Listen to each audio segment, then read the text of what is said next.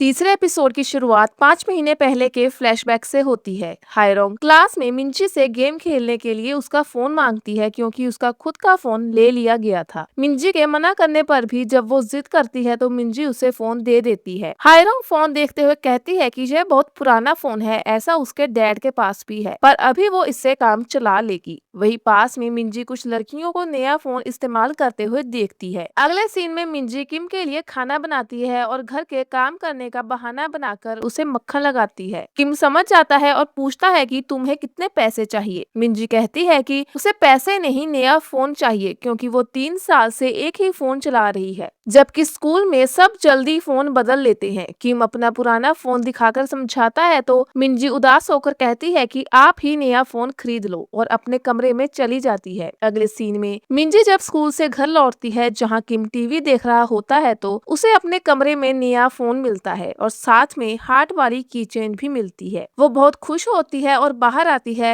और अपने पापा से प्यार का इजहार करती है। किम भी मुस्कुराते हुए वही बात कहता है। इसके बाद कहानी एपिसोड 2 के आखिरी सीन पर आती है जहाँ किम फोन उठाकर पूछता है, क्या तुम मिंजी बोल रही हो, लेकिन सामने से कॉल कट जाती है। अगले सीन में असेंबली में गुकचोल अपनी टीम से किम के बारे में पूछता है पर वो मना कर देते हैं। तभी एक एजेंट आकर बताता है कि किम को हाल ही में अरेस्ट किया गया था और वो पुलिस स्टेशन में है। गुकचोल सुपरविजन टीम को रीअसाइन करने और किम की डिटेल लाने का आदेश देता है। उधर किम टैक्सी में मिंजी को कॉल करने की कोशिश कर रहा होता है पर कॉल नहीं लगती। तभी सुपरविजन टीम की संग को कॉल पर इंस्ट्रक्शन मिलते हैं और वो अपना बैग लेकर वहाँ से चली जाती है। मिस्टर लिम को भी कॉल आती है और वो भी अपने हथियार इकट्ठा करने लगता है। गंगचान जब अपने घर आता है तो उसकी पत्नी बताती है कि हायरी आज स्कूल नहीं गई और पूछने पर चिल्लाने लगी। गंगचान को याद आता है कि हायरी ने पहले उससे मिंजी के पिता के बारे में पूछा था। वो नाम से मिंजी के बारे में पता लगाने को कहता है। नाम सिक्योरिटी रूम में जाकर हायरी का अकाउंट हैक करवाता है जिससे पता चलता है कि वो मीनू से चैटिंग कर रही थी। हायरी ने मीनू को मैसेज किया कि वो उसे मिस कर रही है और मिंजी नाम की लड़की उसे परेशान कर रही है। मीनू उसे सबक सिखाने की बात कहता है। उधर गंग सेओंग किम के घर के अंदर आकर जांच करता है और मिंजी का स्कूल आईडी कार्ड देखता है। बाहर आने पर उसकी मुलाकात जिनचोल से होती है। जिनचोल उसकी गन देखकर कहता है कि तुम इससे मुझे नहीं मार सकते, क्या तुम्हें 66 मिल गया। दोनों में फाइट होती है। जिनचोल उसे बुरी तरह मारता है। गंग सेओंग पूरी तरह कंफ्यूज होकर गोलियां बरसाता है पर जिनचोल फ्रिज के डोर को अपनी ढाल बना लेता है। मजबूरन गंग सेओंग को वहां से भागना पड़ता है। जिनचोल खुद से कहता है कि उसे किम को फोन करके सब बताना होगा। घर के अंदर मिस्टर लिम पहले से मौजूद था और यह सब देख रहा होता है। वो गुकचोल को फोन कर बताता है कि नॉर्थ से कोई किम को मारने आया है। गुकचोल कहता है कि हमें किम को जल्द से जल्द पकड़ना होगा।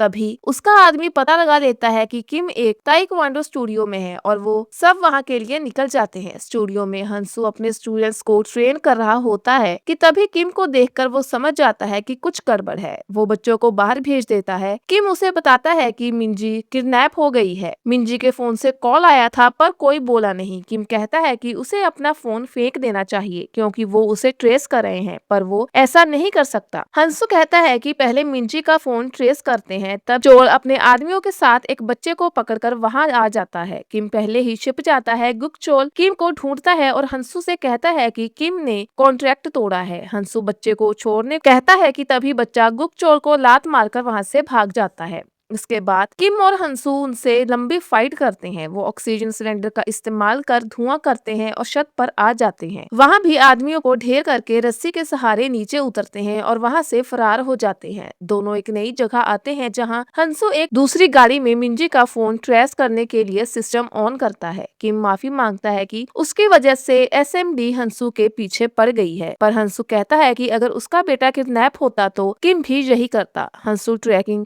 शुरू करता है। तभी उनके फोन पर कॉल आती है। किम ट्रेस होने के डर से फोन उठाने से मना करता है पर हंसू कहता है कि यह मिंजी का भी हो सकता है और कॉल उठा लेता है। सामने से जिन चोर चिल्लाते हुए कहता है कि तुम कहाँ हो। वो बताता है कि एक नॉर्थ का आदमी किम को मारने आया था जो भाग गया और मिंजी की जान खतरे में है, इसीलिए स्कूल जाना होगा। हंसू से बताता है कि मिंजी के साथ क्या हुआ है और फोन की लोकेशन मिलते ही जिन चोर को वहीं आने को कहता है। दूसरी तरफ नाम मीनो से मिलकर उसे पैसे देता है और पूछता है कि क्या हुआ था। मीनू बताता है कि किम कोई साधारण आदमी नहीं है, उसके शरीर पर गोलियों के निशान थे। नाम के पूछने पर भी वो ये नहीं बताता कि वो किसके लिए काम करता है। नाम तुरंत गंगचान को फोन करके सब बता देता है। गंगचान कहता है कि इसका मतलब कि इसमें उसकी बेटी भी शामिल है और नाम से कहता है कि सारे सबूत मिटा दो। नाम ऐसा ही करता है और मीनू को मार देता है। अगले सीन में गंग सेओंग मिंजी के स्कूल के पास आता है और देखता है कि कुछ बच्चे गवी डोंग को बुली कर रहे हैं। वो उनसे मिंजी के बारे में पूछता है। बुली करने वाले मना करते हैं पर गवी डोंग कहता है कि वो मिंजी को जानता है और वो उसकी क्लास में है। गंग सेओंग बुली करने वालों को मारकर गवी डोंग से पूछता है। गवी डोंग बताता है कि मिंजी स्कूल में नहीं है और उसके पास उसका फोन नंबर भी नहीं है, पर उसकी दोस्त हायरोंग अपने फोन से उसकी लोकेशन ट्रैक कर सकती है। स्कूल के अंदर संगे टीचर से मिंजी के बारे में पूछती है तो उसे पता चलता है कि वायलेंस की वजह से उसे सस्पेंड किया गया है। संगी जब जाने लगती है तो रास्ते में गंग सेओंग उसके पास से गुजरता है पर वो उसे देख नहीं पाती। अंदर हायरोंग नर्स के रूम में होती है, तभी गंग सेओंग आकर उसका चेहरा पकड़ता है और उसका फोन लेता है और मिंजी की लोकेशन ट्रेस करने को कहता है। हायरोंग हाँ कर देती है। संगी बाहर आकर गाड़ी में बैठती है और मिस्टर लिम से बात करती है। मिस्टर लिम कहता है कि जहाँ मिंजी होगी वही उसका पिता होगा। तभी मिस्टर लिम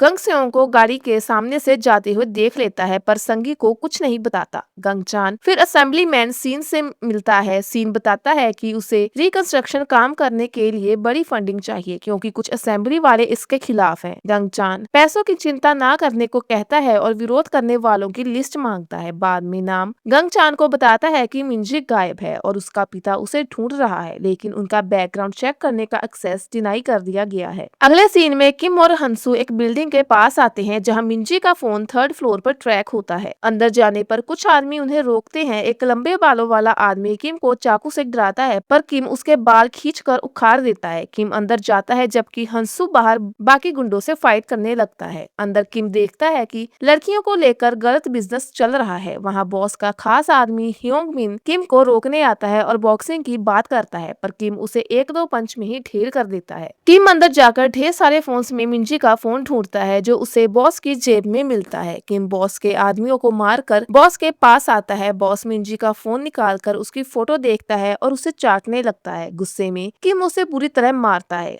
हंसू किम को रोकता है ताकि वो मिंजी का पता लगा सके। बॉस बताता है कि उसे नहीं पता मिंजी कहाँ पर है। यह फोन उसे सड़क पर एक भिखारी के पास मिला था। वो याद करता है कि कल रात उसने गलती से डैड वाले नंबर पर कॉल किया था जिस वजह से किम को कॉल आया था। बॉस यह भी बताता है कि फोन में एक और नंबर हायरोंग का था और चैट्स देखकर लगता है कि वो मिंजी का इस्तेमाल कर रही थी। किम को याद आता है कि उसकी बेटी को स्कूल में कितना बुली किया गया और वो कुछ नहीं कर पाया। हंसू उससे संभालता है, तभी पीछे से गंग सेओंग आकर किम पर गन तान देता है और कहता है फेक 66 यहाँ पर है। एपिसोड के आखिर में एपिलॉग दिखाया जाता है जहां डायरेक्टर जंग नॉर्थ कोरिया में पकड़े गए किम से उसके बारे में पूछताछ कर रहा होता है। किम के यह कहने पर कि वो देश को धोखा नहीं देगा, जंग उसे मिलकर काम करने का ऑफर देता है। वो वहाँ जिन चोल को बुलाता है। जिन चोल पूछता है कि क्या यह दोस्त है। जंग कहता है कि पहले इसकी स्किल्स देखनी होगी और जिन चोल को किम से फाइट करने को कहता है पर जान से ना मारने की हिदायत देता है। बाहर आकर जिन चोल किम से कहता है कि मर मत जाना। किम कहता है कि उसने अपने दोस्त से वादा किया है कि वो नहीं मरेगा। जिन चोल जब उसका नाम पूछता है तो किम पहले 73 कहता है, फिर बदलकर 66 बताता है। इसके साथ ही एपिसोड 3 खत्म हो जाता है।